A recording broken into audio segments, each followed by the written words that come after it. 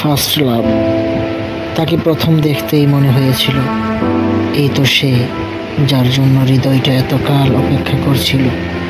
কোনো পরিকল্পনা ছিল না, কোনো পূর্বাভাসও ছিল না। হঠাৎ দেখা, হঠাৎ মন কেড়ে নেয়, আর তারপরে একরাশ অনুভবের ঢেউয়ে ডুবে যাওয়া। তার কথা বেশি হয়নি, কিন্তু চোখে চোখ রাখলেই যেন হাজার কথা বলা হয়ে যেত।